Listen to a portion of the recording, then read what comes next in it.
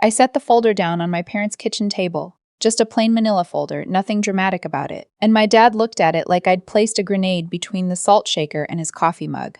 "What is that supposed to prove?" he said. "Not what's in it, not let me see. Just, what is that supposed to prove?" Like the evidence itself was the offense. I'd driven 40 minutes to get there. I'd printed everything out the night before, organized it by date, highlighted the relevant transfers so nobody could say they missed it. I even paper-clipped the bank statements separately from the Venmo history because I know how my family gets when information comes at them too fast. They shut down, they deflect, and suddenly the conversation becomes about how I presented something instead of what I'm actually saying. I thought of everything. I should have known it wouldn't matter. Let me back up because if I start from that kitchen, none of it makes sense. I'm 31 years old. I work in healthcare administration, not glamorous, not the kind of job that comes up at Thanksgiving, but it pays well and I'm good at it. I've been living on my own since I was 22, and for most of that time I've been careful with money in a way that bordered on obsessive. Spreadsheets, separate savings accounts labeled by purpose, an emergency fund that actually covered emergencies. I didn't grow up with a lot, and I guess I overcorrected. My parents are in their early 60s. My dad worked construction for most of his life, bad knees, a lower back that's been on borrowed time since his mid-40s. My mom did bookkeeping part-time for a local real estate office until they downsized about 4 years ago. Since then, she's picked up occasional work, nothing steady. They own their house, paid it off the year I started college, which I'll say this much for them, they were always good at that. But between my dad's medical bills and my mom's income being inconsistent, things got tight. I have one sibling. My younger brother. He's 27, works in IT, and has always been the one who got the benefit of the doubt in our family, not because he earned it, just because he did. I don't say that with bitterness anymore. I used to. Now I just say it because it's accurate. About 3 years ago, my parents came to me and asked for help. Not help in the vague, unspoken way families sometimes ask, but directly, explicitly, sitting at that same kitchen table with their bank statements spread out in front of them. They were falling behind on utilities. My dad had a procedure coming up that wasn't fully covered by insurance. They needed about $4,000 to get stable, and then they thought they'd be okay. I gave it to them. I didn't loan it. I gave it because I knew the difference mattered, and I didn't want money to become a reason we couldn't be close. I was naive about a lot of things back then. The $4,000 turned into a pattern, not immediately. The first 6 months were fine. Then my dad's recovery took longer than expected, and he couldn't take on jobs. Then my mom's car needed a repair that wiped out what they'd managed to save.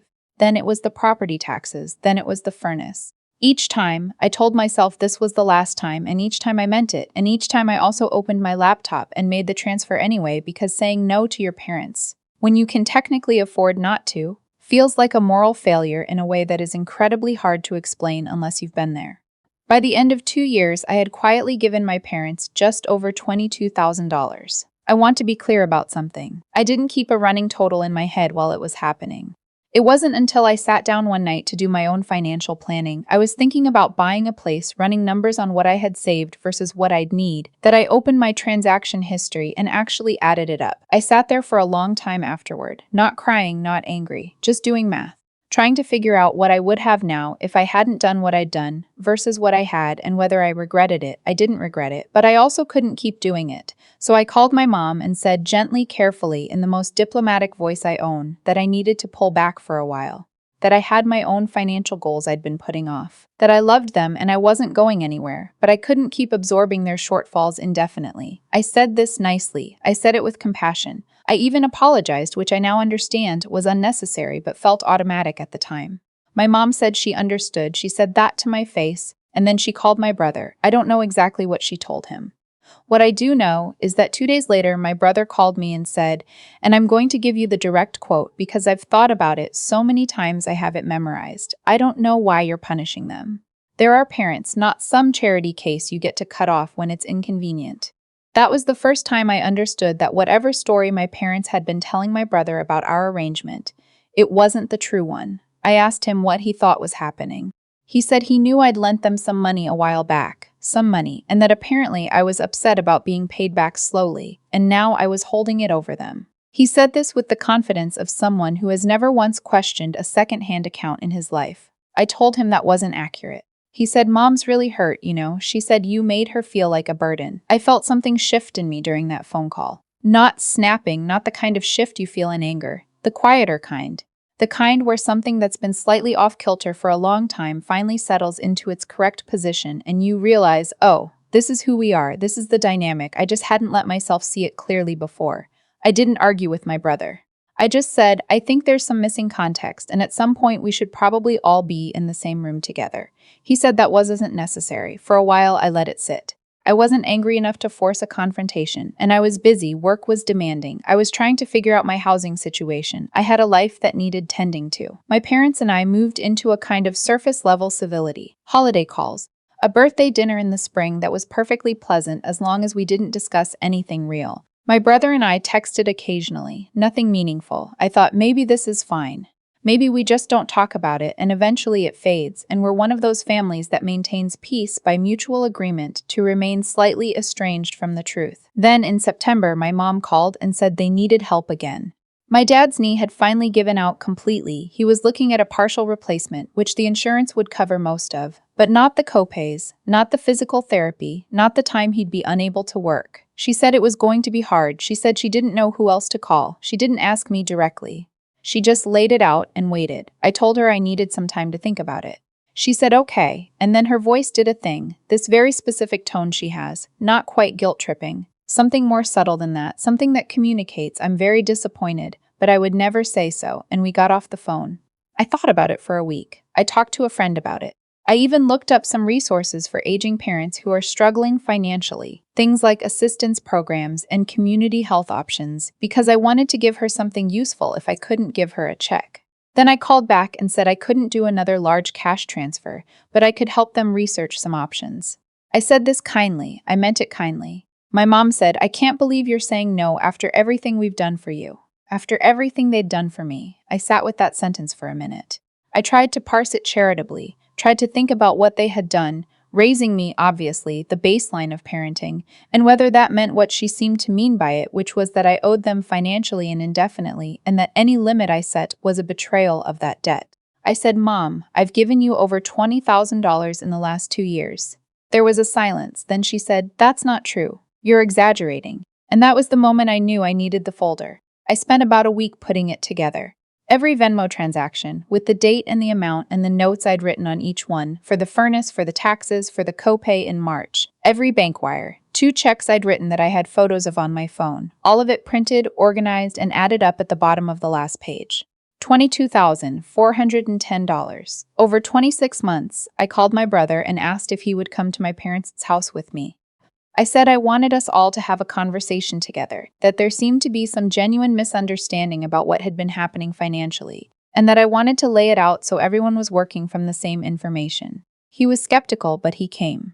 The drive over, I told myself to stay calm, to not make it a confrontation, to let the documents speak for themselves and just answer questions. I'd done nothing wrong. I had nothing to be defensive about. The numbers were what they were. My dad was in the kitchen when we got there. My mom was on the couch. My brother sat down next to her almost immediately, which I noticed but didn't comment on. I put the folder on the coffee table and said calmly, I want to show you all something, because I think there's been some confusion about what my financial support has looked like over the past couple of years. My dad picked up the folder. He opened it. He looked at the first page for maybe 15 seconds and then set it down and said, Where are you going with this? Not, is this accurate? Not, I didn't realize it was this much. Just, where are you going with this? My mom didn't even pick it up. She looked at my brother and said, See what I mean? My brother looked at me and said, Why are you doing this? What are you trying to accomplish? I said, I'm trying to establish what actually happened because last time we talked, you told me I'd lent them some money and was upset about being repaid slowly. I want us all to be on the same page. My brother picked up the folder then. He flipped through it slowly. I watched his face. He paused on the page with the Venmo transactions. There were a lot of them, small and medium amounts scattered across 2 years, the kind of financial record that tells a very clear story once you see it laid out. He set it down. He said, You should have talked to us before you just started handing over that much money. We could have figured something else out. I think about that sentence a lot. The way it transformed 26 months of me quietly holding up a piece of our family's financial life into something I had done to them. Like the fault was in my not having arranged a committee meeting before each transfer, like the phone calls at 9 p.m. when my mom was crying about an overdue bill, didn't count as asking me. I said, You're right that we should have had more explicit conversations. I agree with that. But I also think it's important to acknowledge that these transfers happened and that they were substantial, and that when I said I needed to step back, that's what I was stepping back from. My mom looked at the window. My dad picked up his coffee mug. My brother said, "No one's disputing that you helped. But you don't have to be so clinical about it." Clinical, he said, clinical. I'd organized my evidence of 2 years of financial sacrifice into a folder, and he called it clinical. I didn't say anything to that. I let the silence sit. And in the silence, something occurred to me, had been occurring to me slowly, the way cold works its way through a coat, that the conversation I'd hoped to have wasn't going to happen. Not because the information wasn't there, because none of them wanted to receive it. My mom finally spoke. She said, "We raised you. We gave up things for you your whole life. And now you're sitting here with a folder full of receipts like we're a business transaction." I said gently, "Mom, I'm not saying that. I'm saying that I've been contributing to this family's financial stability significantly for 2 years, and when I said I needed to pull back, the response was that I was being selfish and punishing you. I want to understand how those two things can both be true." She didn't answer. My dad said, "I think you should go," not angrily, matter-of-factly, like he was asking me to move my car out of the driveway. I picked up the folder, I wasn't going to leave it there, and I stood up. My brother didn't make eye contact. My mom was still looking at the window. I said, "I love you all. I'm not trying to fight. I'm trying to have an honest conversation, and I don't think you want to have it right now. That's okay. I'll give it time." I walked out. In the car, I sat for a minute before starting the engine. I wasn't shaking. I wasn't about to cry. There was something else, this flat, quiet feeling, like the moment after a storm when the air is completely still and everything is very clear. I had done the thing I was afraid to do. I had said the thing that was true. And it had not gone the way I'd hoped, but it had gone the way some part of me had known it would go, and now I at least knew. I started the car and drove home. 3 days passed. Then my brother called. He'd been looking at the folder. He said that, actually looking at it, sitting down with it, doing the math. He said he hadn't realized the amounts were that large. He said he'd thought it was maybe a couple thousand total. That's what he'd been led to believe. I told him I understood. He was quiet for a moment, and then he said, "She told me you were making it into a bigger deal than it was." I said, "I know." He said, "I'm sorry I came in ready to defend them without knowing the full picture." I didn't say it's fine because it wasn't entirely fine, but I also didn't lecture him. He was 27 and he'd believed his mother, which is not a character flaw, it's just what you do when the person who raised you tells you something. I'd done the same thing for most of my life. I said, "I appreciate that, it means a lot." He asked what I was going to do. I told him I wasn't planning to do anything specifically. I was going to maintain some distance for a while. I was going to stop making transfers. I was going to focus on my own financial recovery because $22,000 over 2 years had set back my savings goals significantly, and now I had some work to do. He said, "Do you think they'll reach out?" I said, "Probably when they need something." He didn't argue with that. It was about 6 weeks after the kitchen table conversation that I got a letter from my parents' attorney. I want to pause here because the first time I read it, I had to read it 3 times before I fully understood what it was claiming. It was a demand letter, formal, legal language, the kind of letter that is designed to sound very serious, alleging that the money I had transferred to my parents over the past 2 years had been given under a verbal loan agreement, and that I had represented it as a gift at the time in order to gain their trust and access to their personal financial information, and that I was now, by their account, refusing to honor the repayment terms of that agreement. There was no loan agreement. There had never been a loan agreement. The money was given freely, with no expectation of return, at their request, because I loved them and I wanted to help. They were claiming I had defrauded them. I sat at my kitchen table for a long time. I thought about all the phone calls, about my mom's voice at 9 p.m., about the Venmo notes I'd written, for the furnace, for the taxes, for the copay in March, notes that no one writes on loan installments. I thought about the folder I'd assembled with such care, the highlighted columns, the paper clips. I thought they took the documentation I built to show them the truth, and they handed it to a lawyer and tried to build a case around it. And then I thought, they have no idea that I kept every text message. I want to be careful here because I'm not a vindictive person, or at least I try not to be. And what I did next wasn't about revenge. It was about self-preservation. There is a difference. I called a lawyer of my own, someone a colleague had recommended, family and civil matters, and I walked in with the folder and my phone and a timeline I'd written out by hand on the drive over. My lawyer looked at everything. She asked a few questions. She said the claim against me was not strong. She said the documentation I had was very clear on intent. The Venmo notes alone were significant, and that the text messages I had from my mother explicitly asking me for the transfers would effectively dismantle the characterization that I had manipulated them into anything. She said, "They may be hoping you'll pay something to make this go away." I said I wasn't going to do that. She said, "Good." What happened next was quiet and procedural in the way that legal things often are. My lawyer sent a response letter that laid out the documented history of the transfers, the nature of the requests, and the evidence of intent, including screenshots of the text messages which my mother had apparently not anticipated would still exist. We made clear that if they proceeded, the documentation we were prepared to present would tell a very different story than the one their attorney had outlined. We didn't hear back from their attorney again. My brother called me after it was over. He'd found out, I hadn't told him, but my parents had apparently informed him in a way that was meant to generate sympathy, which backfired when he asked them to explain what grounds they had for the claim. He said the conversation had not gone well. I told him I was sorry he was in the middle of it. He said, "I'm not in the middle, I'm just watching." I understood what he meant. He was stepping back, which was his right. He had his own relationship with our parents to navigate, and I wasn't going to make it harder by asking him to take sides. The holidays that year were strange. I sent a card. I didn't go home. I cooked for myself and a couple of friends and watched old movies and went to bed at a reasonable hour and woke up the next morning feeling, unexpectedly, okay, not sad, not angry. Something closer to the word spacious, like there was more room in my life than there used to be, even though on the surface things looked the same.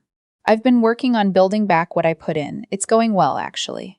The savings account I'd been meaning to start for 2 years, the one I kept deferring because there was always something more urgent. I started it.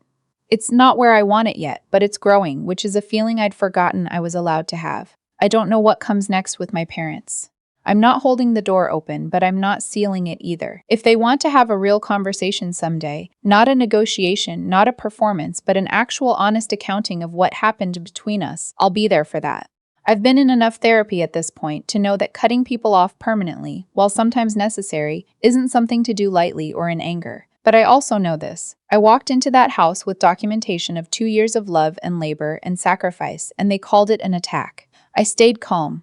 I spoke clearly. I didn't raise my voice or say anything cruel or do anything except tell the truth with evidence. And when they tried to use that truth against me, I had already made copies. That's the thing about keeping records. You do it so that you remember clearly. You do it so that you're not relying on memory alone when memory is the first thing that gets disputed. But sometimes the records end up protecting you in ways you didn't anticipate, because the people who assume you'll stay quiet and absorb things quietly forever sometimes forget that the quiet person has been paying very close attention all along. I don't need them to apologize. I used to think I did, but I've let that go. What I needed was to stop pretending the story they were telling about me was accurate. What I needed was to say calmly and clearly and with documentation, "This is what happened," and to mean it, and to walk out with the folder still in my hand. The balance in my savings account this month is the highest it's ever been. I like knowing that's mine.